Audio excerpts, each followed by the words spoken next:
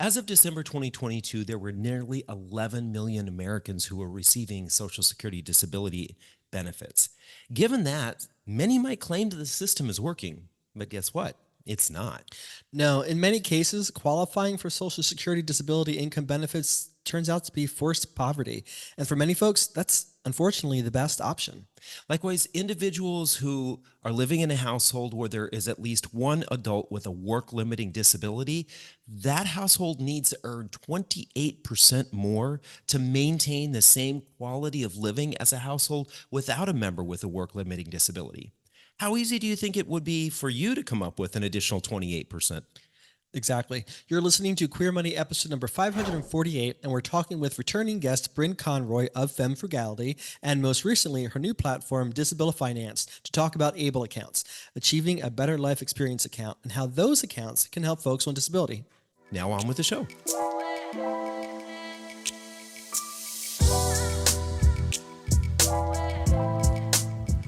With no fees or minimums and no overdraft fees, banking with Capital One is the easiest decision in the history of decisions. That's banking reimagined. What's in your wallet? Terms apply. See CapitalOne.com/bank for details. Capital One, N.A., member FDIC. Welcome back. I think now for the third time, probably our most reoccurring guest. I think that we have two other guests that have been on 3 times, right? and We have to go you back are in the now archives and see. third. But welcome we back, have a Brynne triple double. Conroy, to the Queer Money Podcast. So excited to be here. Thanks for having me again, guys. Absolutely. We've been wanting to have this discussion for quite a while, and it's been kind of hard to find an expert in the area. And we were so thrilled to find out that you're tackling this topic because it's an important topic. And we know that you always bring such great material to our show. So we were more than welcome to have you come back. So for those of you who aren't familiar, our Brynne Conroy has been on the podcast a couple times to talk about a couple of issues. One of them about unique issues for transgender folks in the finance space. But she's coming back on the show this time to talk about her new platform. And our new mission is around disability finance. And you just launched a new website. It's called Disability Finance. Yeah, Disability Finance. Yep. Awesome.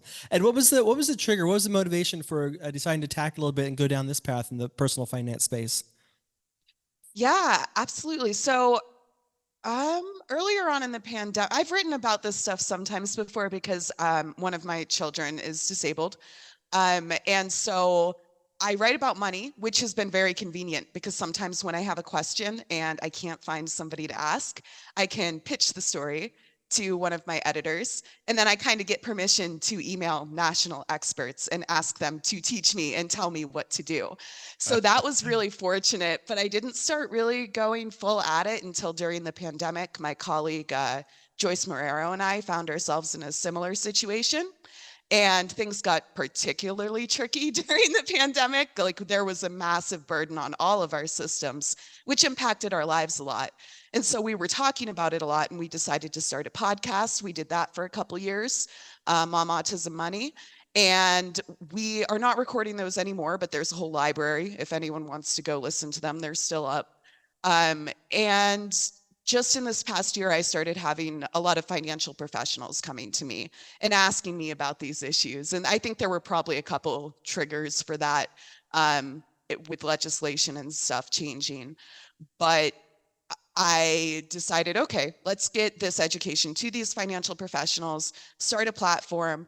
Right now, we're offering CFP board CEs for people who attend our trainings. So if you are a certified financial professional, you can earn that continuing education credit and have it count towards your annual quota. And we're working on getting some other professions as well. But for right now, we're doing CFP. Wow, that's amazing work that you're doing. Yeah, that's not easy to get that kind of accreditation for your courses. So congratulations. Thank you. Thank you. Well, and the thing is, we know that when we look at the United States and the massive number of people, and we're going to focus this discussion on folks living in the United States because that's where these applicable laws and accounts are available. So that's what we're going to really focus on. But John and I found this statistic rather alarming, that in December of 2022, there were almost 11 million, 10.9 million Americans receiving Social Security disability income benefits. And that was according to usafacts.org. So this isn't this isn't this isn't something that affects a small number of people, right? This is a big issue for our country.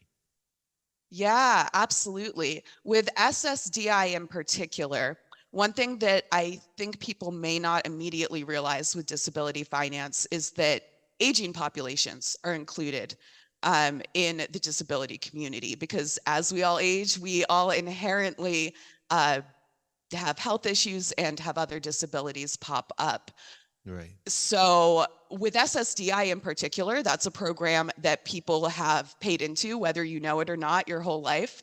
And so when you start hitting that age of like 50 in particular, 50 and 60, we start seeing a lot of people who maybe aren't ready to claim Social Security retirement benefits yet, but they need to claim that SSDI. But on the whole, I think it's about 25% of Americans, period, self-report having a disability. Oh, So it's wow. not an inconsequential portion of the populace by any means. Right. And there's Right. different ways to measure that. That's self-reporting. That doesn't necessarily mean that everybody who self-reports having a disability uses one of these programs. But yeah, it's not a isolated issue. Right. Gotcha. Can you define for us what meets the definition of a disability and maybe the range of disabilities? Is that a logical question? Yeah, Sorry. absolutely. Yeah. So there are two different models of disability. One is the medical model, which focuses a lot on loss and limitation. That's where you see kind of like you're interacting with medical professionals, you're interacting with SSI or SSDI. And when you apply for those programs, it really is hyper limitation based. It's when you're writing your narrative to kind of submit your application, you are really stressing all the things you cannot do and the ways that you cannot do them on your worst day. So that's a very medical model process. The other way of looking at disability is the social model of disability. And what the social model says is that disability isn't necessarily the problem. We have variation across the human species, right? So we're all different. We're all going to have different things going on with us. Society creates disability by building systems that are not inclusive. And therefore, people can't fully participate in marketplace labor or just society at large. And so those are kind of the two different ways of looking at it. When you're applying for SSI or SSDI, I think what's at the core of your question is you have to meet a pretty high burden. If you're applying for one of these programs, you have to really, really jump through some pretty obnoxious hoops to prove that you cannot sustain gainful employment. Yeah. And I would guess then, correct me if I'm wrong, then the government leans a little bit more heavily on the medical methodology for defining disability and less on the alternative that you talked about. 100%. And you can also have a disability and not need one of these programs too. Like you can totally, there's a lot of people who can absolutely sustain that gainful employment, especially when accommodations, which are technically required by federal law, are provided. But in effect, a lot of times, unfortunately, we don't see those accommodations provided. So Right. Yeah, I think that several things that you were just talking about, the kind of the systemic issues that we have, and how I think about education for children, right? There's not, depending on the level of disability, but there's oftentimes not a lot of integration in classrooms with kids. Now, I know that that's probably getting better. It has gotten better over decades, right? I mean, I remember when I was in school, there was always, right, this special needs group of kids that always were segregated, and there was very little interaction with those kids. So I think I can understand some of the social issues and things like that. But then even you see that being carried into the workplace, and how a lot of workplaces aren't physically and probably at the social and workload level not set up for the varying individuals with various disabilities. 100%. In the 1990s, so like maybe like a little bit before contemporaneous with our time, these were very new changes that were coming up when we were in school. But in the 1990s, there was this law passed called the IDEA, the Individuals with Disabilities in Education Act. And its goal was more of the mainstreaming, like you were talking about, less of the segregation, more of the mainstreaming, more of the accommodations. This is required by federal law. Depending on, it's America. So depending on your school district, you might have a great experience. You might have a really frustrating experience. I would say that since the 90s, since that law was implemented through 2020, I would say the progress overall, again, different districts, different experiences, but overall, it was definitely trending in the right direction. I think when the pandemic shut everything down and when all that strain on our systems kind of happened, I know that we've seen a nationwide decline in the following of those laws. Like the laws still exist, they're still there, but districts are either not following them by choice or are struggling to secure the resources that they need in order to fulfill those legal obligations. In the workplace, you're completely right, 100%. A lot of the reasons that we see such high unemployment numbers in certain disabled populations is because of ableism. It's not necessarily because a person could not work if they were accommodated. It's just because they're not accommodated in the workplace and an employer doesn't know how to interact with that social model of disability. Yeah. Do you have, with that point there, is there any numbers that you can report, like what percentage of folks or what number of folks kind of meet that gray area where if they were able to be accommodated, they could have a W-2? I don't have a hard stat off the top would, of my head, unfortunately. I know it affects a lot of people, but I know that autistic communities and deaf communities are impacted in particular when we look at unemployment numbers. oh, really? Okay. Interesting. Yeah, that makes sense. Yeah. The mission of Queer Money is to financially empower the LGBTQ plus community. Join us in thanking Capital One for supporting that mission. And so the main goal we had, wanted to have you on the show today was to talk specifically about able accounts and the opportunities and limitations around able accounts. And for context for our audience, we were recently at a speaking event and we learned that a household with at least one adult with a working limiting disability must earn 28% more to maintain the same standard of living as a household where everything else all being equal except for the fact there's not somebody in the household with a work limiting disability. This is according to finhealthnetwork.org. And that 28% differential was really, really striking because you're pretty much asking somebody to figure out how to get a 28% raise so they can stay up with the averages of the general population, which is just almost inherently challenging for anybody, even if you are considered in the able category. You add those limitations, it makes it that much harder. So, I mean, are you familiar with those kinds of stats, and does that sound accurate to you? Yeah, intimately. Lived experience types of stats. Yeah, it's impossible, right? And I think a lot of times, like a lot of people don't live at the same level of comfort as other people. And sometimes, you might work a job and you have those limitations and everything because of the ableism in our workplaces. Or sometimes you simply may not be able to work as many hours if you have a chronic condition or autoimmune issue that you struggle to get treatment for. They're very hard to get adequate treatment for.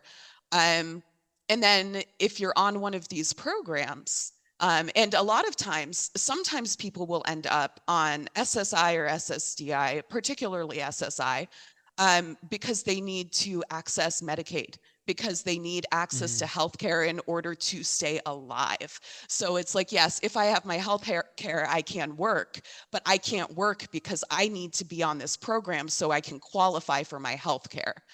And that creates just this whole entire environment of forced poverty. And it's a really, really big problem for the disability community. Yeah. And that's I think that's, that's one of the things that that we have heard on a somewhat regular basis, at least several times a year, when we're talking about in our community and we're talking about investing or we're talking about saving money, uh, planning for retirement, those kind of, and I would hear these just regularly. I can't save more than $2,000 because if I do, I'll lose my Social Security disability benefits, or I can't have this kind of job because I can't. Literally, we know someone right now who is I can't earn more than $18,000 a year, because if I do, then I'm going to have to shift over to the open marketplace for my health care. And because my health care right now is covered through I think it's Medicaid, maybe it's Medicare. Could be both. Yeah. They literally are forcing themselves to not earn more than $18,000 a year so they can stay on that. And it's a really sad situation where they either have to live in poverty or they have to find a job where they're earning six figures or maybe even more just so that they can cover that health care. Exactly. Exactly. And that's not an option for a lot of people, right? Like there's not that many six-figure positions in this country. Like there's some, but like most people in this country are not earning six figures, even if they have a good job that they're happy with. And that's independent of disabilities. So it's just, yeah, it's an entire mess. With SSDI, that program, that's the one that you pay into. And then when you draw on it, it's based on what your earnings were while you were working. So it's similar structure to the retirement program-ish. There's a couple of restrictions on it, but there's actually not an asset test on that one. So you are allowed to save money. There is an income limitation though. But however, if you are on that and you need Medicaid, your state might have asset tests for Medicaid. Or if you're on that program and you're pulling in $1,500 a month from that, well, that's not enough to pay your rent and to pay your food. So you might have to be on SNAP or federal housing benefits or any of these other number of different programs that just because SSDI doesn't have that asset cap, your state program might.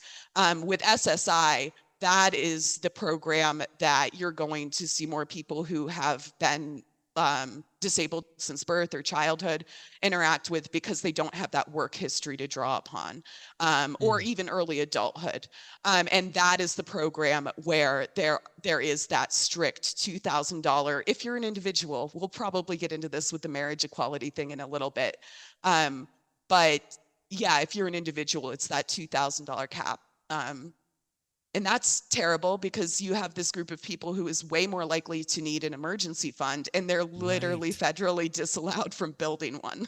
Yeah, that's to me, that's the crazy thing about it is $2,000 is a nice amount to have in emergency savings. If you are a healthy, stable, working adult, right? That's a decent amount to have.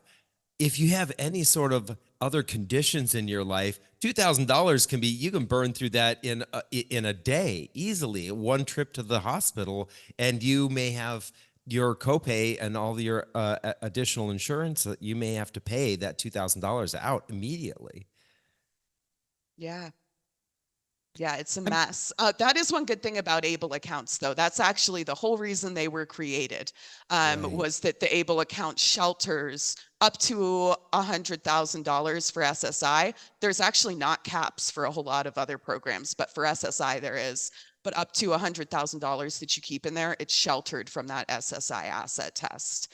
And so that is a huge thing to celebrate, a huge part of progress. It doesn't help on the income side. You've still got income caps. But on the asset test side, that is a really, really huge advantage that I think we're celebrating 10 years this year that ABLE accounts have existed in law. So nice. Well, so let's, for the layman, for those who aren't familiar, can you just give us a rundown of high level of what are some of the income and saving restrictions for those who are on SSDI? Yeah, I brought notes. You got Yeah, notes? You have a I brought spreadsheet? notes for you guys. Oh, I didn't get quite that nerdy. Um, but so on the income side, whether you are on SSI or SSDI, it's 1550 per month in 2024. That's the limit. And that's substantial gainful employment. How that's measured is going to vary a little bit across programs. I am not a CFP or a benefits coordinator, so I want to be careful of diving too deeply into that. But I know for sure on SSI, when you start earning any money, even below that amount, for every $2 you earn, they'll reduce your benefits by $1. So even if you're under that SGA amount, like there's rules about like there's like a minor amount of money that doesn't count towards that. But even if you're earning under that amount, earning money can reduce your benefits. I don't believe it's the same for SSDI. If you are on SSDI and you're blind, I think the limit is 2,590 per month. Asset tests for SSI are $2,000 or $3,000 if you're married, which if you do the math is a marriage penalty. And that only counts if you marry somebody else who is on SSI. If you marry somebody else who is not on SSI and they do have a job, guess what? Their income and assets are going to start counting against you for your benefits. So for a lot of disabled people, you still can't get married legally in this country. And there's a But you whole lot can, of but it hurts you financially to do so, right? It does. It's yeah, or if you need healthcare, like if you want to stay alive, like like yeah. yeah. It's Um, another example of either you stay poor or you figure out a way to make a lot of money. There's no middle ground. You have, I guess, everybody's out there looking for a sugar daddy or sugar mama, right? yeah, but even with the cost of healthcare, even with the sugar, like that sugar daddy would have to be like Elon. You know what I mean? Like Yeah. it's not something that a normal provider in a relationship could like provide. And I don't even know what that means, normal, but it's a little bit out of reach. It's a little bit out Yeah. of reach. And the thing about SSI in particular is it's not just marriage. If they think that you are living with somebody and that they feel like, oh, hey, you're kind of cheating the rules. Like, yeah, you're not married, but they're taking care of you. They'll start counting their income and that can disqualify you too. Which again, we're not just talking about the money part of it. We're also talking about the access to healthcare, Right. which for a lot of people is life sustaining. Sometimes even if you don't live together, but they just get the vibe that you're in a relationship, that can be problematic on that program as well. Benefits for so the money that you're going to get in for SSDI, technically it can go up to $3,822 a month, but it's based on your past income. So the vast majority of people aren't getting that. The average benefit is $1,538 per month in 2024. And about 80% of the beneficiaries are getting less than $2,000 per month. For SSI, it's even worse. The max benefit is $943 for an individual. And then if you get married to somebody else who is on SSI, you're facing another penalty again. You're as a couple, the max SSI benefit that you can get is $1,415 per month. And again, if you earn any money, it can potentially start reducing those benefits down even lower. Do these numbers go up annually? Like they've been stagnant, right? They're stagnant wages, like other stagnant wages for lots of folks. Yeah. Yeah, they've been untouched longer than the minimum wage, I believe. I would have to check myself on that, but yeah. How is that even allowed? Yeah. Like, does nobody have okay, you're a journalist, so you have to report the facts and understand the facts, but you also have had this lived experience, so you understand the heart and the soul behind some of these challenges. How did we get here? Is it that like 50% of Washington are like JD Vance bots just trying to do the worst they can for the human population? Or is it just like, have we piecemealed this clusterfuck together and we just have this mess and it's just too time consuming, cost consuming to try to streamline it and make it better and actually workable for people? I think it's a lot. Let me try to think of like the top I'll say like the top 3 things that I think contribute to this. First, this isn't really a contributing factor, but one important thing to note is that Republicans and Democrats both do terribly on disability rights in politics and government. It is not one party is super better than the other. When we start talking about social programming like Medicaid, like please don't cut Medicaid, please don't get rid of the ACA. Obviously, one party does better than the other, but it's not because of any motivation towards disability justice. If that makes sense. America also has quite the history with eugenics. And we gloss over that a lot. Yeah. But when you are disabled, it becomes particularly important. So like we look at, well, people who have been disabled their whole lives, why aren't they allowed to get married? And if we look at America historically, we have a history of forced sterilization, and we don't want people reproducing because they are a burden on our economy and blah, blah, blah, blah, blah. And I think that's the third thing, is that when we don't accommodate for people to be in the workforce, we start talking about them in very negative, unfair ways, especially in regards to labor and contributing, who is let me quote Mitt, a giver and a taker. We also tend to call into question people's disabilities. There is a lot of, when you express that you have a disability, you will see a lot of policies. Even if you go to somewhere like Disney World, like they revamped their disability access program because they were convinced there were too many able-bodied people faking it. And so rather than expand the access for disabled populations who wanted to visit their parks, they retracted them. And that's Disney World, but we also see that in every aspect of our society. So I think there's a lot that really goes into it. And I think that people just don't pay attention to it. So if people want to get noisy and contact their legislators, one good thing about it not being super positive partisan wise either way is that I've found that it's an issue that you can reach out to your legislators about and not get quite as much pushback as you might on other issues. So if we want to see it change, Right. let your representatives know. Yeah, Yeah, definitely. That's interesting. I never would have expected that, but thanks for sharing and being honest with it. I think that's great context for our audience who probably leans one way over the other to know, and we need to hold all of our politicians accountable regardless of what side they're on. Really good group that does work with that is ADAPT. They're the reason that we have a lot of the disability laws that we do in our country. They're the reason that all of us, regardless of disability, have the ACA after 2017. Their protests, in large part, their direct action played a large part in us maintaining that law, not just for the disabled community, but for every single one of us. And so if you're interested in looking into the political side of things and how all of that works and how can we make things better, definitely go check out ADAPT. Perfect. I love that. So you just said we've had the ABLE accounts now for like 10 years. So that's a great celebration. Can you describe for our listeners what an ABLE account is and the benefits that it could provide folks?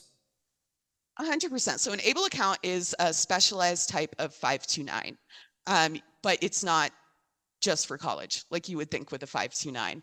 It is for disabled populations. Its primary purpose is that asset test protection, particularly for SSI, but you can use it for Medicaid too. CMS has put officially no limit on the amount that you can hold in an ABLE account and have it be sheltered from Medicaid. If you are saving for college, it counts at 0% on the FAFSA, which is actually better than a traditional 529 account. The money that you put in there, the second big benefit that people tend to look at is that in a lot of states, you get a state tax deduction for your contributions. So let's say I put money in there, for, like I don't qualify for an ABLE account, but let's say that I put money in there for myself. I would then get to deduct my own contribution on my taxes. And in Pennsylvania, It's a dollar for dollar tax contribution, but that is admittedly one of the most generous in the country. You have to check your own state laws. Now, if grandma or grandpa wants to gift money, because that's a big problem. If you have family members gifting money, that can actually qualify. So someone's trying to help you out, but what it ends up doing is it disqualifies you from SSI from SSI. And so then you lose your access to all these other programming needs that support you. And so having family gift into an ABLE account is a really good way to do it. And then the family member, whoever made the contribution, can get that state tax deduction, assuming that they file taxes in that state. Would would that apply in cases of inheritance as well? So let's say someone is on SSI or SSDI and their parents, or a parent passes away, and so they inherit, let's just say they inherit $60,000. For folks, if they were to drop that into or their savings account, that could potentially trigger them being disqualified from being on SSI or SSDI. And could that go into an ABLE account, and then that wouldn't affect their potential to get those benefits? Yeah, theoretically it could, as long as the total balance is under $100,000. However, technically, a lot of states are trying to repeal this as much as they can. But for the time being, anytime you're on Medicaid, we don't talk about this in any of our programs enough, and this affects people living in poverty, whether they have disability or not. The federal government can come back and reclaim a bunch of assets after your death if you've been on Medicaid, and that's called a Medicaid payback or a Medicaid clawback provision. And ABLE accounts technically fall under that. Like I said, a lot of states it depends on your state now. A lot of states are trying to remove that as much as they can. I've never heard of a state actually doing it yet, but the accounts are kind of young, so we'll see. But if you're talking about that much money, again, I am not a financial professional, and it's going to depend so much on your individual situation. So do not take this as advice. Go talk to a CFP to help you sort this out, or an estate attorney who specializes in disability and elder law. But what I think in most situations, a tool that most people might steer you towards to at least explore is a third party, not a first party, but a third party supplemental needs trust. Sometimes we also hear these referred to as special needs trusts. Supplemental is like kind of the more positive language we try to use. But that actually has a shelter from Medicaid payback provisions. And so if you're talking about that big of a sum of money, people might think about using that as another tool. A positive thing about ABLE accounts that you can't do with that third-party SNT is that you can use the money in there for housing, which is a huge problem for the disability community, because as you can imagine, when your income is that low, you often need help with your housing. But if you go Section 8 or something, there's not enough accessible housing on the market. And so the wait list, particularly for disabled people, can be well over a decade. And so there's like this huge problem with housing for disabled people. So the fact that you can use ABLE account money for housing is very huge and very different than a supplemental needs trust. Yeah. So this all, I'll say, I'm struggling to keep up with understanding everything that you're sharing here.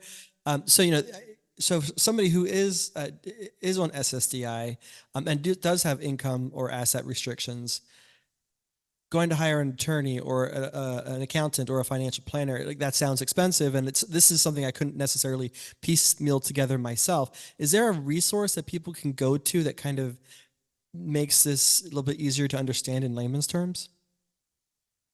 Yeah. If you want to come to a disability finance training, those are run by the professionals who present this stuff all the time and are really great. And it's actually not just for financial professionals. There are a number of different nonprofits that do things like this. Another tricky thing about disability is that because a lot of these programs are state-run, you're going to have hyper-local answers. And so there are local organizations that do help out either through state contracts or as a 501c3.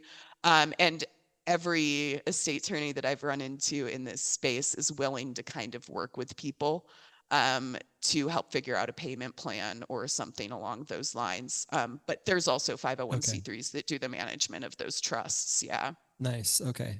I was just, if I'm struggling to put all this together, I imagine that other people must be struggling as well. So sorry to interrupt you. Were there more features and benefits to the ABLE account that you wanted to share? I mean, you can invest with an Able account, but again, you have that $100,000 level cap. So maybe if you're not using it for SSI, that's okay. So you have to be mindful of that as you're investing. It's not something you can build up $1 million in. And the qualified withdrawals are the huge thing. You get to withdraw that money tax-free without any penalty. And it varies a little bit by state, but generally speaking, anything related to your life as an individual, because you can't separate yourself as an individual from your disability. So almost anything in your life can be a qualified withdrawal. So if you do invest that money, you essentially get to take it out tax-free. Yay. Right. But Nice. you have to be careful and read your state's program rules and everything to make sure you're complying with them. But they're generally very, very generous. Sure. Yeah, I think to me personally, that's the thing that I see as being one of the potential benefits for folks who are living with a disability as they age. They don't most likely don't have a 401k to use as supplemental income in addition to their Social Security benefits. They probably don't have other types of savings. So if you have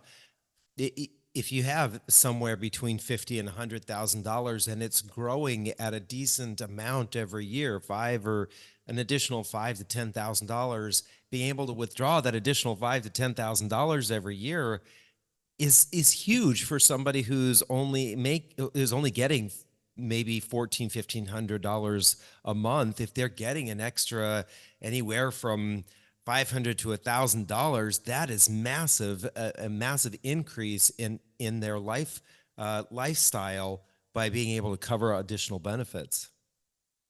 Yeah, 100%. It's massive. And even if you're only saving up like $5,000 or something, that's your other option was nothing. Before the Right. Able account existed, like you could not even do that. So it can be a very liberating tool. Yeah. Nice. Oh, Do you one have? thing to Oh, note, good. one thing to note with them is currently there's an age restriction that you only qualify if your disability had an age of onset before the age of 26, which is very limiting, right? We just Yeah. talked about how a massive portion of the disability community is older. But effective in 2026, that age is bumping up to 46. And so that's going to nearly double the number of people who are eligible for these accounts. So that's something Oh, to wow. look out for. Yeah. Nice.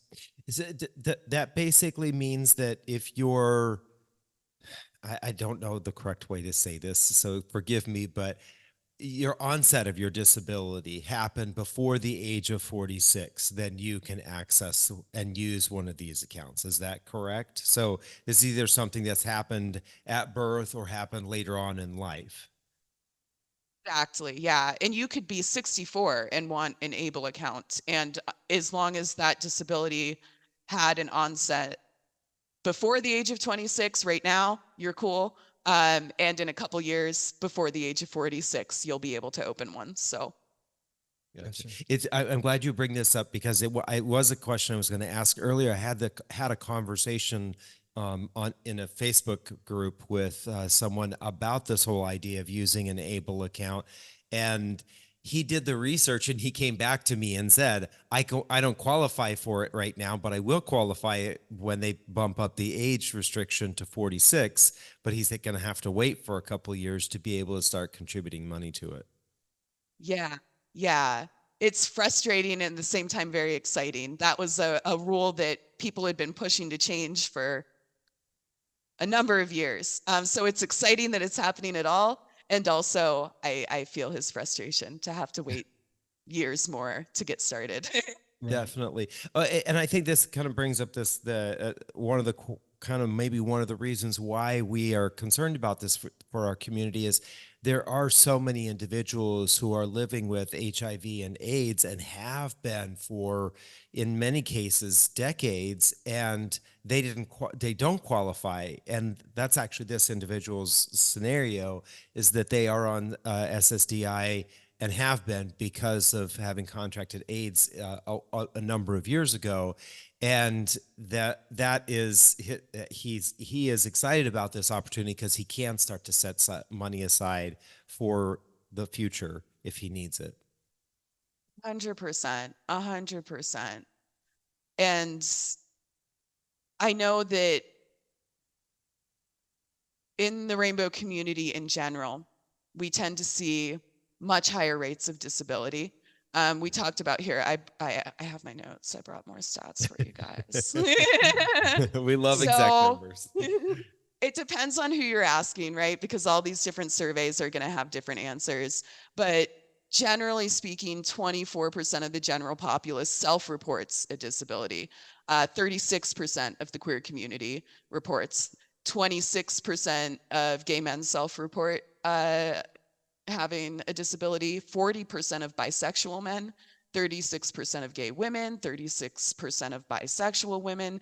And then for transgender individuals, that number can jump up to 50% regardless of sexual orientation. It's somewhere between 40 and 50% for self-reporting.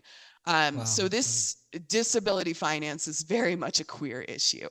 And I think there's a few reasons for that. HIV, absolutely a contributing factor. But when you're living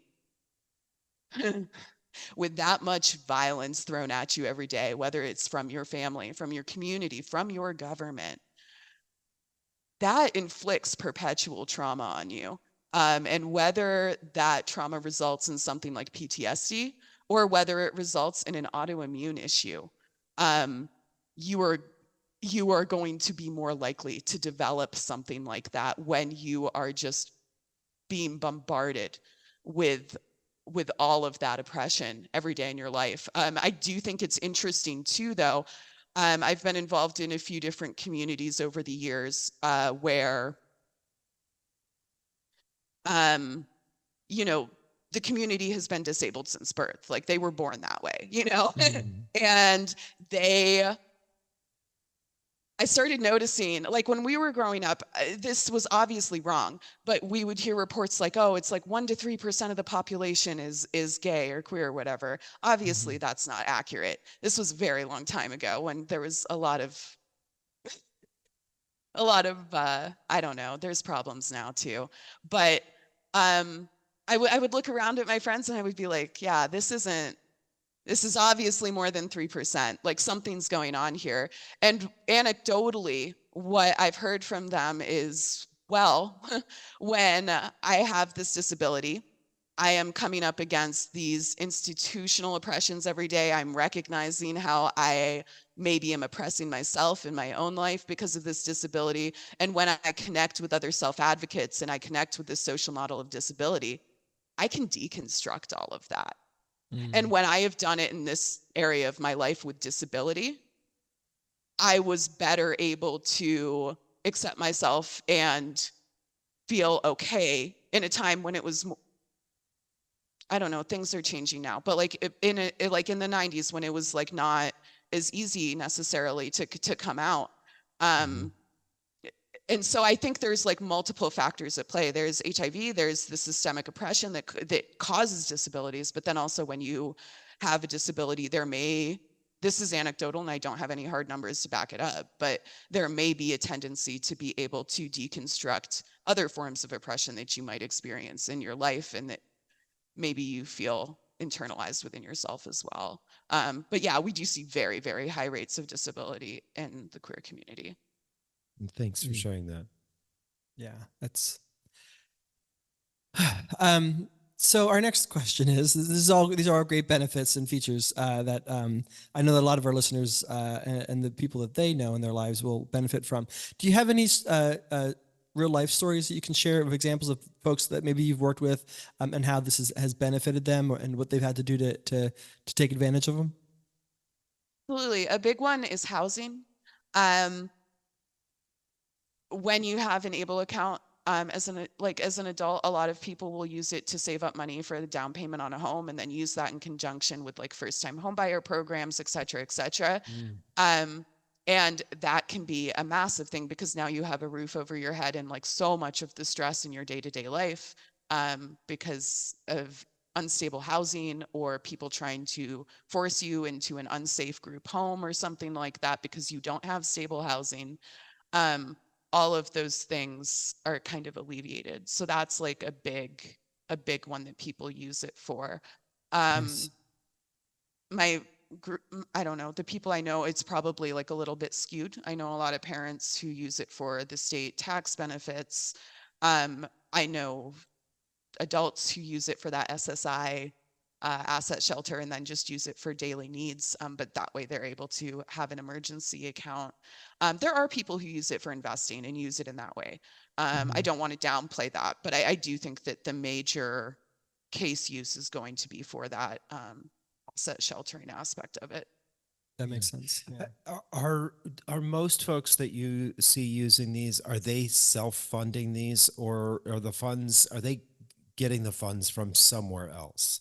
Is this the families that are putting money aside for them, or like you said, parents who may be doing it for their children?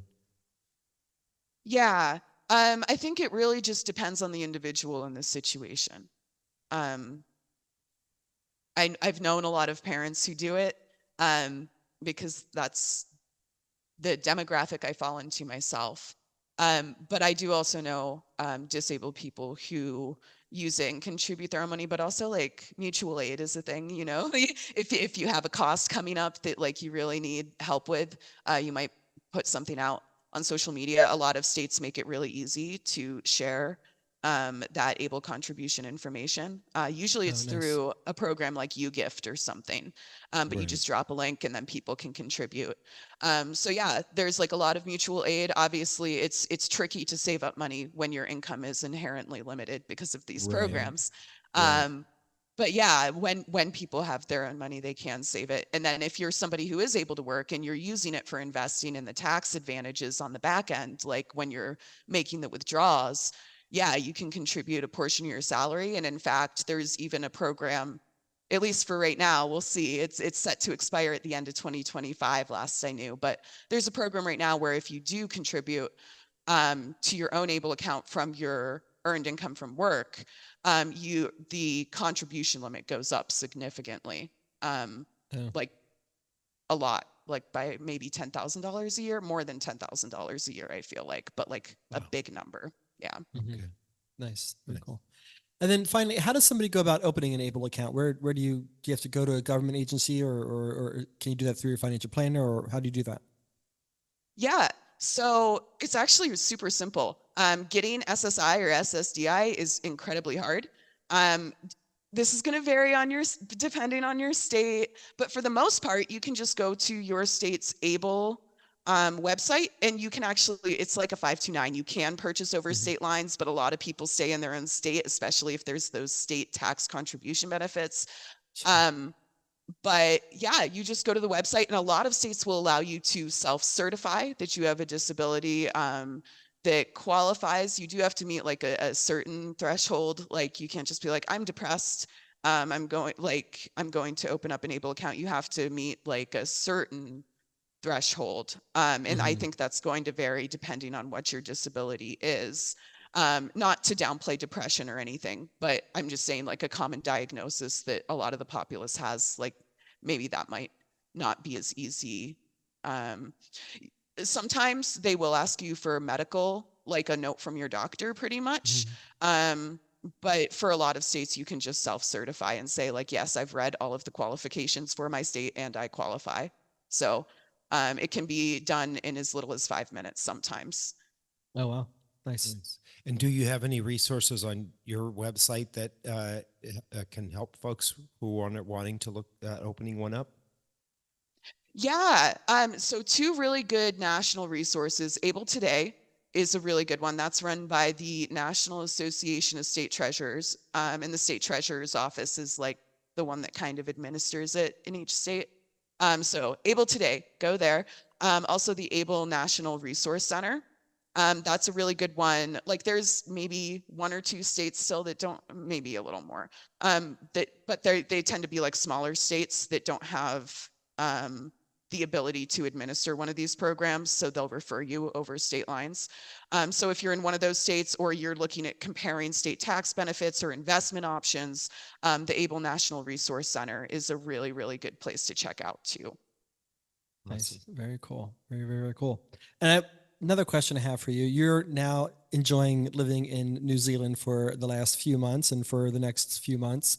I'm curious, have you got any perspective on how they handle people who are on disability, and how are they as messed up as we are here? Is this a global problem, or are there some countries that seem to be able to figure this out, kind of like, healthcare? It's a global problem. I know that there's some upset right now they recently had a shift in government, and it's affecting disability programming a little bit.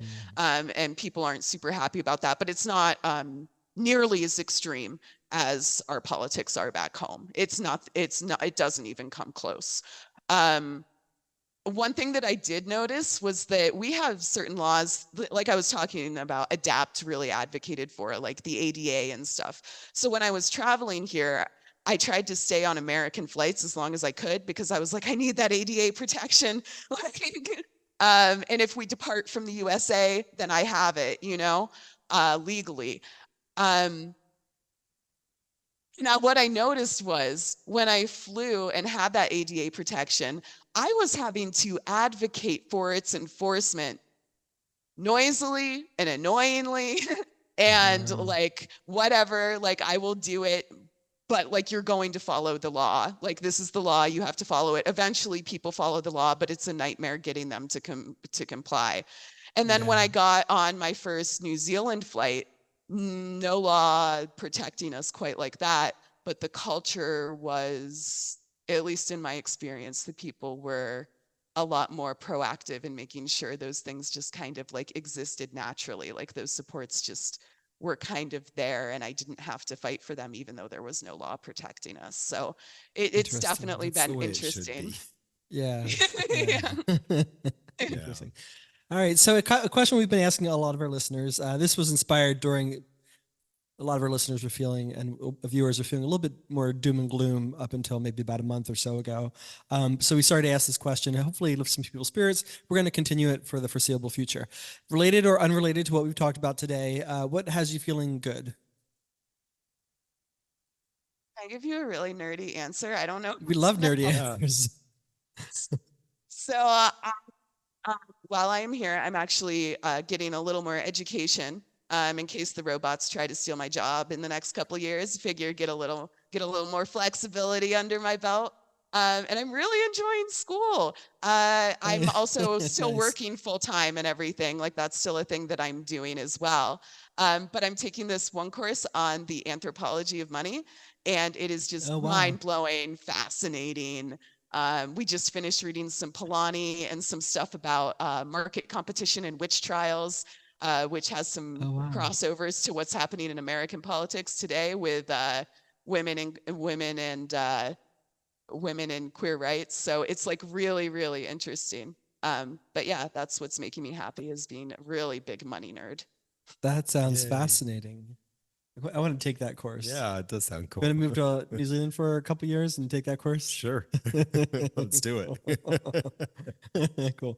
Well, thank you so much for coming back on the show and for imparting your ever expanding wisdom. We really appreciate it. How can our listeners connect with you, Disabilityfinance, and all things Brynne Conroy? Yeah, so Disabilityfinance, you can go to disabilityfinance.com.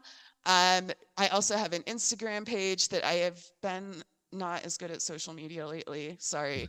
But I'll try to start updating it more often. My original site is still going. We have some exciting new content coming out. I know we talked about domestic violence in the past, planning on kind of reviving that series and bringing it back this October. That site's femfrugality.com. And I have a book that you can find on Amazon called The Feminist Financial Handbook that actually talks about able accounts a little bit and some other finance issues. Awesome. Well, thank you so much for coming back. We appreciate it. Thank you for having me. It's so good to see you guys again. Likewise. Yes, likewise. Capital One Auto Navigator does more than just auto financing. We're here to help you find a car you love, too. Shop millions of cars from thousands of dealers nationwide. Research your favorite makes and models. Explore dealers near you and more. All on Auto Navigator. Thank you, Brynn, for a great interview and for sharing so much valuable information with us. To you, our viewers and listeners, thank you for joining us for another episode. Remember to get your Core Money takeaway and the resources that Brynn mentioned in this episode in this week's newsletter. Thank you. Have a great week. And remember, stay fabulous.